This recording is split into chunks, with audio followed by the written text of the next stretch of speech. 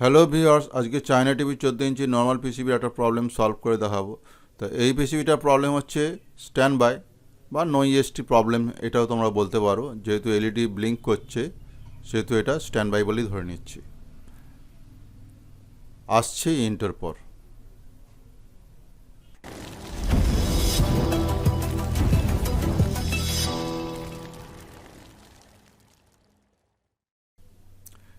তো viewers, inter পর ফিরে এলাম। প্রথমে হচ্ছে সেটের পাওয়ার অন করছি এবং প্রথমেই আমরা ইএসটি সাপ্লাই ভোল্টেজটা মেজার করে নিই। তো এখানে ইএসটি সাপ্লাই ভোল্টেজ 110, এটা ঠিক আছে। এরপরে আমরা এইচ আউট বা হরাইজন্টাল আউটপুট ট্রানজিস্টারের কালেক্টরের ভোল্টেজটা দেখে নেব। এখানেও ঠিক আছে, কিন্তু এই ভোল্টেজটা তোমরা মাপবে না, অনেক সময় মিটার নষ্ট হয়ে যায়। কারণ এখানে যদি ইএসটি হয়, ইএসটি না হলে কোনো সমস্যা নেই। তা এটা হচ্ছে হরাইজন্টাল ডাইভার্ট ট্রান্সফর্মারের ইনপুটে ভোল্টেজ 27, এখানে 16 ভোল্টের মতো থাকে ইএসটি যদি হয়। আর ইএসটি হচ্ছে কিনা কী করে বুঝবো? না, video output supply voltage 180 volt থাকে, এখানে আছে 110, তার মানে ইএসটি হচ্ছে না। তা ভিউয়ার্স, এরপর তো এই ভোল্টেজগুলো আমরা দেখলাম। এরপর তোমাদের আমি মেন আইসিতে নিয়ে যাব। মেন আইসির দিকে যে মেমোরি আইসি থাকে এর মেজার করছি। মেমোরি আইসির 8 নম্বর পিন সাপ্লাই, কিন্তু 5 ভোল্টের জায়গায় এখানে 1.8 ভোল্ট আছে, মানে খুবই লো ভোল্টেজ। 1.8 ভোল্ট 5 ভোল্টের জায়গায়। তো কেন এই ভোল্টেজটা লো, সেটাই আমাদের কতগুলো চেকিংয়ের মাধ্যমে জানবো। তো সেটের পাওয়ার অফ করে দিয়েছি। তা এখানে আমি ওহমস চেক করতে হবে। তা প্রথমে হচ্ছে এর সাপ্লাই পিন 8 আর গ্রাউন্ড আর 8-এর মধ্যে, গ্রাউন্ড আর 8 নম্বর পিন এবং গ্রাউন্ডের মধ্যে ওহমস কত? 13 ওহমস, 12 ওহমসের মতো দেখাচ্ছে। তাহলে এত লো ওহমস যদি সাপ্লাই পিনে হয়, তাহলে বুঝতে হবে কোনো কিছু একটা শর্ট আছে। সেটা বুঝবো কী করে? সেটা বুঝতে গেলে এখানে 3টি জায়গায় আমাদের ওপেন করে নিতে হবে। আগে হচ্ছে মেমোরি আইসির 8 নম্বর পিন ওপেন করতে হবে, মেন আইসির 55 নাম্বার পিন, মেন আইসির পিন নাম্বার 9। এই 3টে পিন ওপেন করার পর এখানে ওহমস চেক করব। যেখানে লো ওহমস হবে সেই কম্পোনেন্টটাই খারাপ হবে।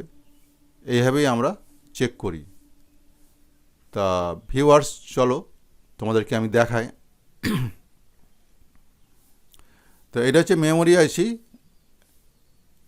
এখানে মেমোরি আইসি 24C08 থাকে চায়না পিসিবিতে, তোমরা সেটা জানো। এর 8 নম্বর পিনটা আমরা ওপেন করে নিচ্ছি, পিন নাম্বার 8। কেন? পিন নাম্বার 8-এ 5 ভোল্ট সাপ্লাই থাকে।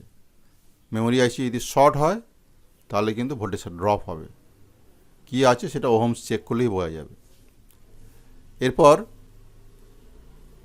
55 নাম্বার পিন, এটাও কিন্তু একটা 5 ভোল্ট সাপ্লাই।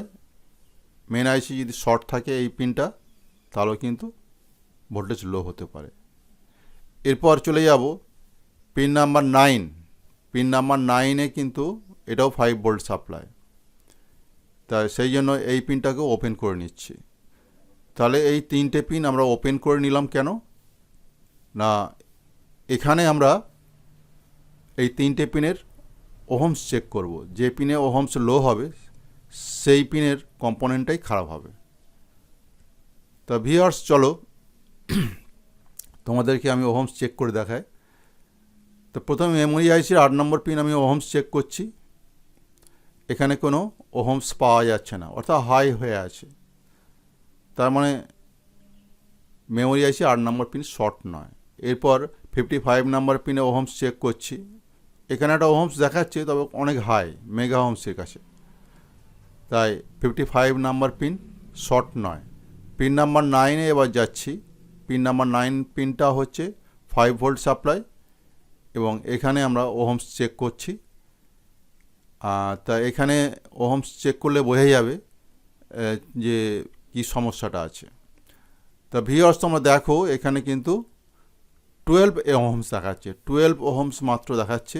তার মানে এই পিনটা পিসিবি থেকে সেপারেট আছে, তবু এই ওহমসটা দেখাচ্ছে। তার মানে মেন আইসি নাম্বার পিনটা শর্ট এবং আইসিটা ডিফেক্টিভ কনফার্ম। তো এই অবস্থা আমরা কি করতে হবে না, আমরা জেনে গেছি যে মেন আইসি, এটা হচ্ছে মেন আইসি, এই মেন আইসিটা ডিফেক্টিভ আছে এবং এটাকে ওপেন করে আমাদের রিপ্লেস করতে হবে, সেই কাজটা আমাদের করতে হবে। তা সেই জন্য মেন আইসির এখানে এটা 64 নাম্বার পিন, 64টা পিন আছে এখানে, এবং এই আইসিটা আমরা রিপ্লেস করব। তার জন্য আমাদেরকে ওপেন করে নিতে হবে 8895 CSNG 7DN5, এর জায়গায় 7GG9 এই ব্যাচ নাম্বারেরও আইসি লাগানো যেতে পারে। তা স্কিপ করেছি আমি, স্কিপ করে এবারে আইসিটা তো পিনগুলো খোলা হয়ে গেছে, এবার মেন আইসিটাকে আমি ওপেন করে নিলাম। তা ভিউয়ার্স, এইটার ব্যাচ নাম্বার হচ্ছে 7DN5, এখানে 7GG9 এই ব্যাচ নাম্বারে আইসি লাগানো যেতে পারে, অথবা 6PR6 আইসিও লাগানো যেতে পারে।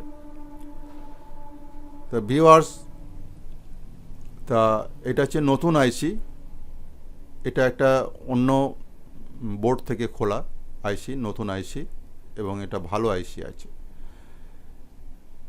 এবং এই আইসিটা আমি লাগিয়েই তোমাদেরকে পরবর্তী স্টেপগুলো তোমাদেরকে দেখাবো। তো কীভাবে আইসির পিন শর্ট চেক করতে হয় তোমাদেরকে দেখালাম, এর আগেও আমি অনেক ভিডিওতে দেখিয়েছি। তা এখানে আমি তো 64টা পিন আমি আর তোমাদেরকে সোল্ডার করে দেখাবো না, সেই জন্য অবশ্যই ভিডিওটা আমি স্কিপ করে পরবর্তী স্টেপে তোমাদের নিয়ে যাচ্ছি।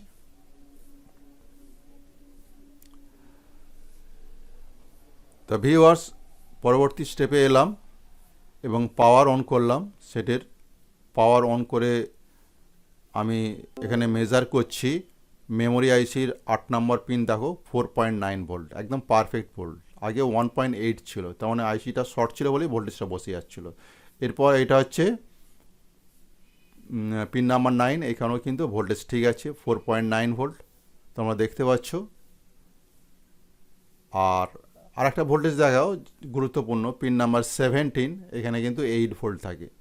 তাহলে ওভারঅল এই ভোল্টেজগুলো কিন্তু সব ঠিক আছে এখানে। তা ভিউয়ার্স, আবার তোমাদের প্রথম দিকে নিয়ে এলাম। তা ভোল্টেজটা কি আছে সেটা আরেকবার দেখে নিই। তা প্রথমেই হচ্ছে কি EST supply voltage 110 volt perfect রয়েছে। এরপর ড্রাইভার সাপ্লাই ভোল্টেজ 27 ছিল, এবং এখানে হচ্ছে 18 ভোল্টেজ, এই ভোল্টেজটাও ঠিক হয়ে গেছে। 16-18 এরম ভোল্টেজ থাকে। এবং ইএসটি হচ্ছে কিনা আরও পারফেক্টভাবে জানার জন্য video output supply voltage 178.9 volt.